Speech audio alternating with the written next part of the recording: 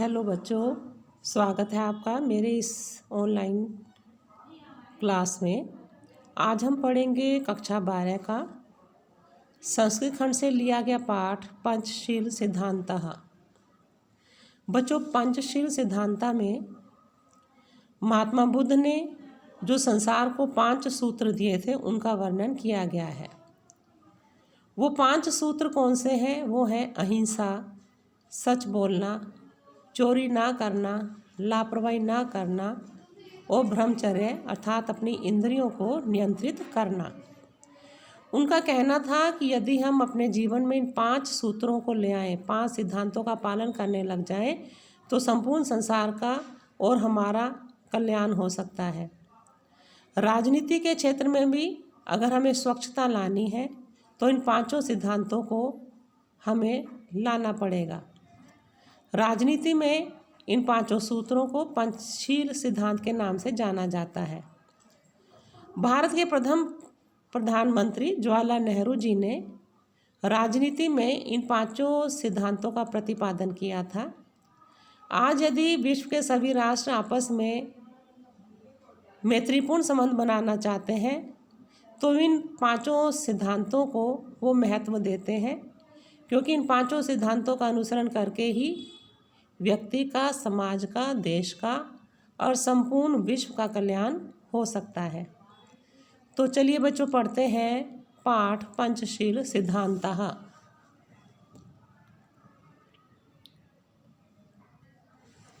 पंचशीलम इति शिष्टार विषयकः सिद्धांतः। सबसे पहले संधि विच्छेद करेंगे बच्चों। पंचशीलम आप अलग कर लें, इति अलग कर लें। इति तो पंचशील ये शिष्टाचार से संबंधित सिद्धांत है।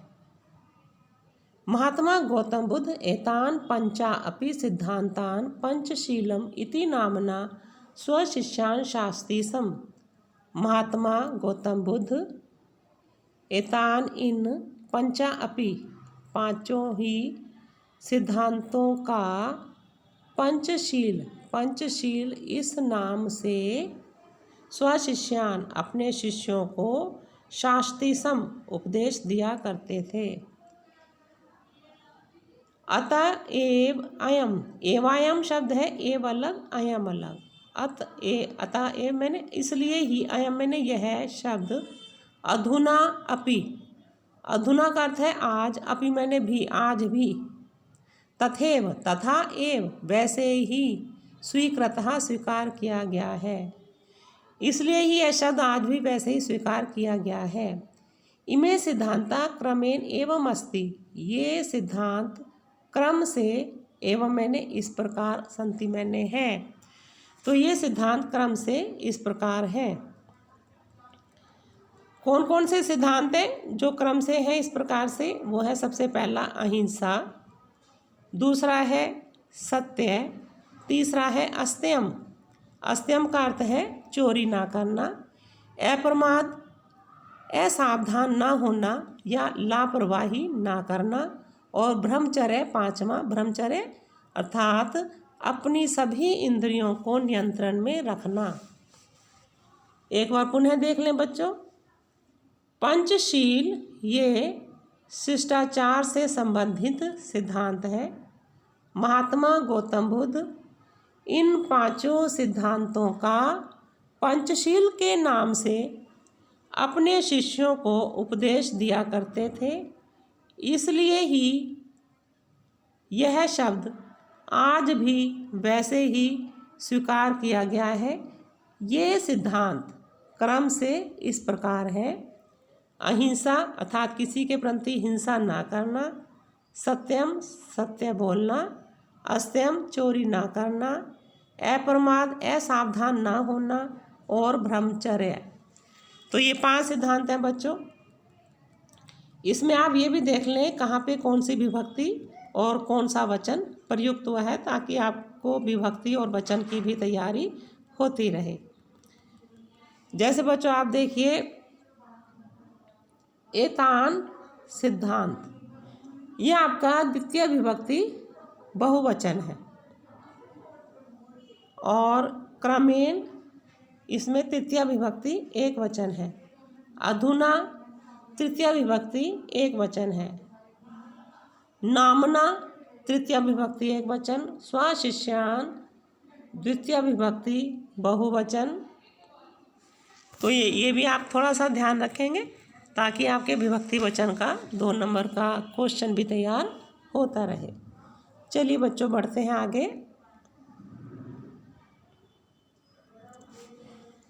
ये पैरा काफ़ी इम्पोर्टेंट है, इसलिए आप इसको अच्छी तरह से तैयार कर लें। बोध युगे इमे सिद्धांता व्यक्तिक जीवनस्य अभ्युत्थानाय प्रयुक्ता आसन। सबसे पहले हम विभक्ति वचन देखें। बोध युगे बच्चों सप्तमी विभक्ति एक वचन।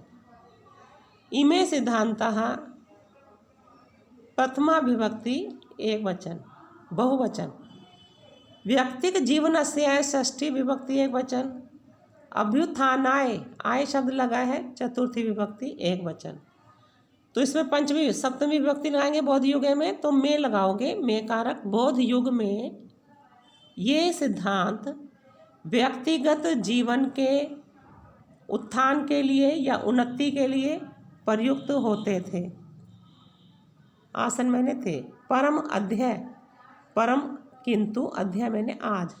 किंतु आज इमे सिद्धांता ये सिद्धांत राष्ट्रानाम, इसमें बच्चों षष्ठी विभक्ति बहुवचन है। राष्ट्रों के परस्पर मैत्री सहयोग कारणानि, आपसी मैत्री और सहयोग के कारण, चा और विश्व बंधुत्व और विश्व शांति के साधन संति है। तो किंतु आज ये सिद्धांत राष्ट्रों के पारस्परिक मैत्री और सहयोग के कारण और विश्व बंधुत्व और विश्व शांति के साधन है। आगे देखिए। राष्ट्र नायकस्य पंडित जवाहरलाल नेहरू महोदयस्य प्रधानमंत्रित्व काले चीन देशेन सह भारतस्य मैत्री पंचशील सिद्धांतान अधिकृत्य एव अभवत्। आगे क्या कहते हैं कि राष्ट्र नायकस्य, इसमें और इसमें बच्चों षष्ठी विभक्ति है, तो इसका कारक चिन्ह आप लगाएंगे कि षष्ठी विभक्ति एक वचन है। तो राष्ट्र के नायक श्री जवाहरलाल नेहरू महोदय के प्रधानमंत्रित्व काल में, इसमें सप्तमी विभक्ति है। देशेन तृतीया विभक्ति, षष्ठी विभक्ति एक वचन। सिद्धांतान पंचशील सिद्धांतान द्वितीय विभक्ति बहुवचन।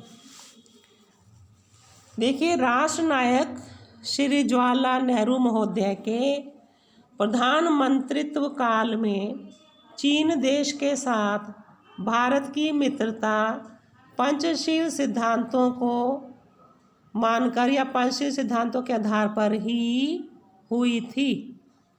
यतो ही उभौ अपि, संधि विच्छेद कीजिए, उभौ धन अपि, अर्थात उभौ मैंने दोनों, यतो ही मैंने क्योंकि, उभौ मैंने दोनों देशों, दोनों देश। कौन कौन से दोनों देश? चीन और भारत। तो प्रथमा विभक्ति और द्विवचन है बच्चों इनमें, उभौ और देशों में, क्योंकि दोनों ही देश बौद्ध धर्म में निष्ठावंतों निष्ठा रखते हैं। आधुनिक जगती, दोनों में बच्चों सप्तमी विभक्ति एक वचन है। आधुनिक संसार में पंचशील सिद्धांतों ने नवीन राजनीतिक स्वरूप को ग्रहितवंता ग्रहण कर लिया है एवं चा व्यवस्थिता, और इस प्रकार से निश्चित किए गए हैं। एक बार आप बच्चों फिर से देख लें, उसके बाद हम अंतिम कुछ पंक्तियां वो पढ़ेंगे। एक बार फिर से मैं आपको इनका अनुवाद बता देती हूँ। बोध युगे में सिद्धांता व्यक्तिक जीवन से अभ्युत्थानाय प्रयुक्त आसन। बौद्ध युग में ये सिद्धांत व्यक्तिगत जीवन की उन्नति के लिए प्रयुक्त होते थे। परम अध्याय इमे सिद्धांता राष्ट्रानाम परस्पर मैत्री सहयोग कारणानि विश्व बंधुत्वस्य विश्व शांतिश्च साधनानि सन्ति। किंतु आज ये सिद्धांत राष्ट्रों के बीच में पारस्परिक मैत्री और सहयोग के कारण तथा विश्व बंधुत्व और विश्व शांति के साधन हैं। राष्ट्र नायक श्री जवाहरलाल नेहरू महोदय के प्रधानमंत्री काल में चीन देश के साथ भारत की मित्रता पंचशील सिद्धांतों के आधार पर ही हुई थी, क्योंकि दोनों ही देश बौद्ध धर्म में निष्ठा रखते हैं। आधुनिक संसार में पंचशील सिद्धांतों ने नवीन राजनीतिक रूप को ग्रहण कर लिया है और इस प्रकार से निश्चित किए गए हैं। और वो कौन कौन से हैं वो हम पढ़ते हैं आगे।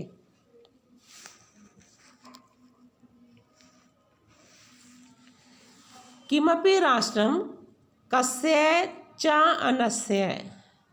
बच्चों संधि विच्छेद करोगे, कस्य अलग, च अलग और अन्यस्य अलग। अन्यस्य मैंने दूसरे, कस्य मैंने किसी भी।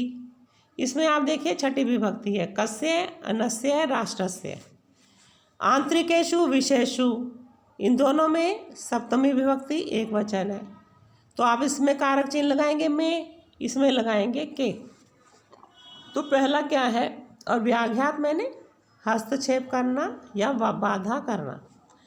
तो किमपि, पहला नियम क्या है कि किमपि कोई भी राष्ट्र, कस्य किसी, अन्य से दूसरे, राष्ट्र से राष्ट्र के, आंतरिक विशेषु मामलों में, कीदृशमपि किसी भी प्रकार की, व्याघातम बाधा ना करिष्यति नहीं करेगा।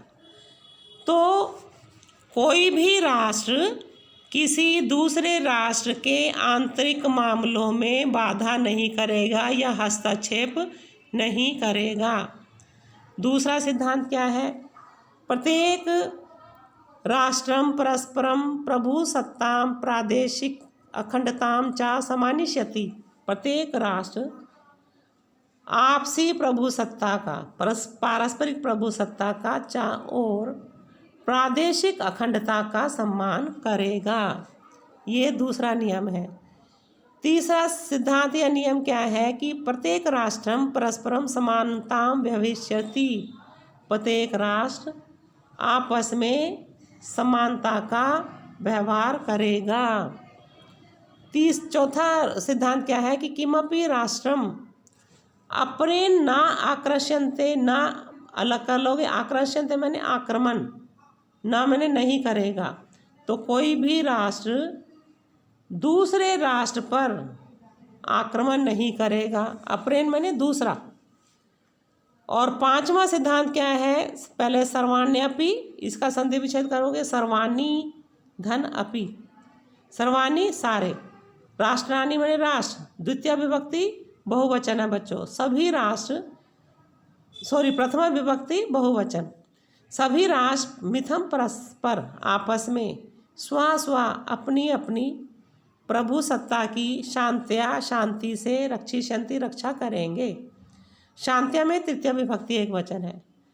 विश्व से छठी विभक्ति एक वचन है। विश्व के यानी राष्ट्रानी, जो राष्ट्र शांति इच्छन्ति चाहते हैं, तानी वो ईमान, इन सब को, इनको नियमों को, इन नियमों को अंगीकृत्य स्वीकार करके परराष्ट्रीय सार्धम दूसरे राष्ट्रों के साथ स्वमैत्री भावम अपने मित्रता के भाव को दृढ़ कर रहे हैं।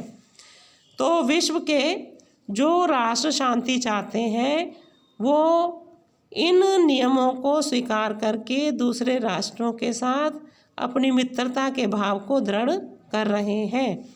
बच्चों एक बार फिर से इन सब की हिंदी देख लें कि किमपि कोई भी राष्ट्र किसी दूसरे राष्ट्र के आंतरिक मामलों में किसी भी प्रकार का हस्तक्षेप नहीं करेगा।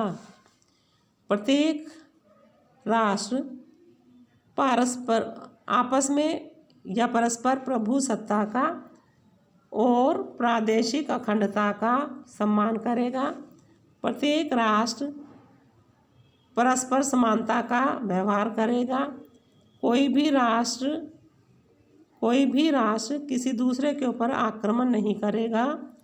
सभी राष्ट्र आपस में अपनी अपनी प्रभुसत्ता की शांति से रक्षा करेंगे। विश्व के जो राष्ट्र शांति चाहते हैं वो इन नियमों को स्वीकार करके दूसरे राष्ट्रों के साथ अपनी मित्रता के भाव को दृढ़ कर रहे हैं। तो बच्चों, ये आपका पाठ समाप्त हुआ। बोर्ड में अक्सर इस पाठ में से भी एक पैरा पूछ लिया जाता है, तो आप तैयारी कर लें। वीडियो आपको कैसे लगी? अगर अच्छी लगी है तो लाइक करें, शेयर करें और मेरा चैनल सब्सक्राइब करें। धन्यवाद।